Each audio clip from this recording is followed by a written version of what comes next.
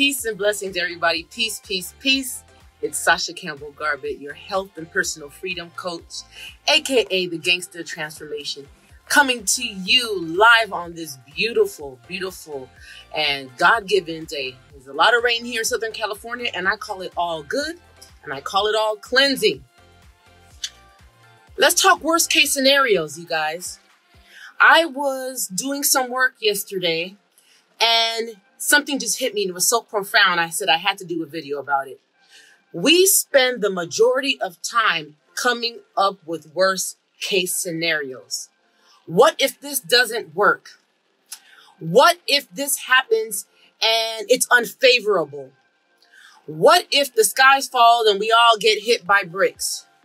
What if this great idea that I have doesn't work? What if this so-called pandemic spreads and we all die? What if? And then it just hit me.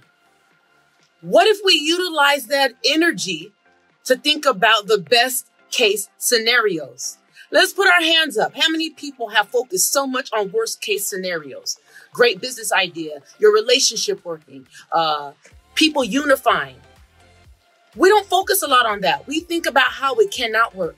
And because we spend the majority of time thinking about how something cannot work, this diet plan isn't going to work, or this wellness plan isn't going to work, or I don't ever think I could give up this thing that I'm so used to. And what would people say when I change? And what will people believe if I walk in love instead of fear? We do not give a lot of energy to that which we want. And as a result, we keep getting more of what we don't want. Think of the magic that would happen if we spent collectively, I'm talking about even the people watching this. We got people tuning in. Thank you guys so much for tuning in. If we all collectively spend 10 minutes a day focusing on the stuff that we want, we have spent years focusing on the stuff that we do not want, thus it manifests. We get what we think of all the time.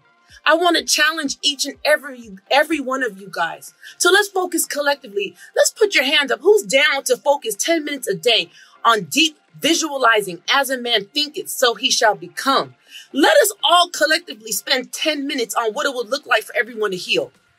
What it would look like for everyone to be unashamed of where they are mentally, physically, spiritually. What it would look like for all the people and cultures to come together and unite. All the religions to come together. What would it look like if we all forgave one another, including ourselves? What would it look like if we stepped out of fear and fueled something else? If we fuel love, another plant will grow. We're getting all these weeds coming up because we keep feeding fear.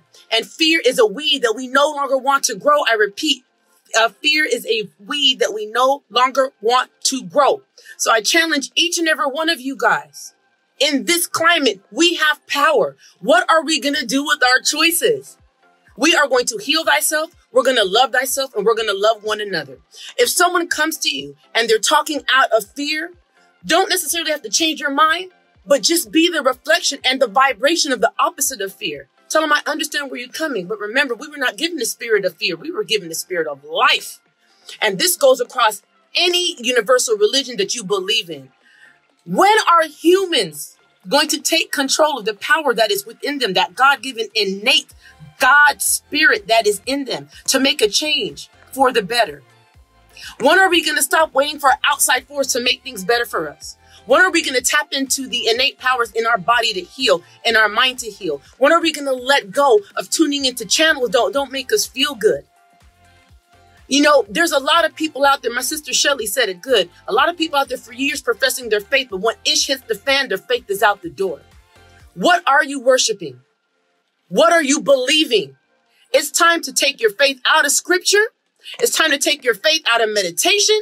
It's time to take your faith out of burning sage, whatever your thing is, and make it real life right now. Have you ever stopped to think that right now, all this is crumbling so we could really utilize love as the foundation? This is the time of the phoenix. Everything burns so it can come back again, ashes to ashes and dust to dust to be rebuilt. The question is to each and every one of you guys, how do you want our new world to look? How do you want our health to look? How do you want your mental well-being to look? How do you want your communities to look? Y'all don't feel me right here. I'm having church up in this piece. Come on now. This is our time. This is our time to show off what the Creator looks like in each man, woman, and child. This is not a time to succumb to fear, because the fear that we have is only based on those parts of us that we do not tap into. When we tap into our God sense, I'm telling you, this does not have to be long going. Let us use this time that the world is falling apart to rebuild in love, to rebuild in faith, to be rebuilt in mental and physical health. Let us take off the barriers that were given to us and create new foundation of love, because God is love. That's what we're supposed to be about, y'all. Thank you, Raquel, my girl Raquel. It's time. We cannot, there's people out there professing faith and they're posting, every post is fear-based. You're better off keeping it to yourself, but you do not have the right to spread fear because you're in fear. Take some time to unplug. We don't have to listen to this mess, y'all. We have the power. Life and death is in what? The tongue. So what are we speaking? What are we sharing? What are we vibrating? The accountability is on each and every one of us. God looks out for babies and fools. For the other 6 million of us, what's our excuse? It is our time. It is our time now. And I'm not saying that we don't have fears and valid fears, but if the fears are taking over, unplug from social media. Unplug from the news. Do what you got to do to save yourself. You can't save a community, and you damn sure can't expect one person or one entity or one force to save us. We have the power in numbers, and it is time to stop visualizing worst case scenario and use the same time, 10-minute day challenge. Use the same time that you think about worst case scenario to think about best case scenario. Y'all inbox me. Let me know how this is working for you. There's people out there that are willing to help. You have coaches, mentors, guides, elders. Reach out to them. But the power, be not conformed of this world, but be transformed of the renewal of your mind. Read up on Romans 12:2. Come on, y'all. It's real, and it was written for times like this. Get your health. What about the stuff you can do? You can get your health right, detox, drink a lot of water, eat life-giving foods. You can listen to music that's going to make you feel good. You can commune with your loved ones. You can let go of fear. You can let go of guilt. You can let go of judgment. And the first thing is on yourself. Let love, LaShawn said, let love be contagious. That's what I want. Give me that. Give me that virus, a contagious love. But that's all what we have the power to do, and it's going to happen now. Things will not get better until you make a declaration within yourself that this is the time for betterment. God is waiting on you to manifest his power and glory through yourself. Take that to the bank. Peace, love, infinite blessings. Share this message. I didn't mean to go this long, but I had to. Share the message.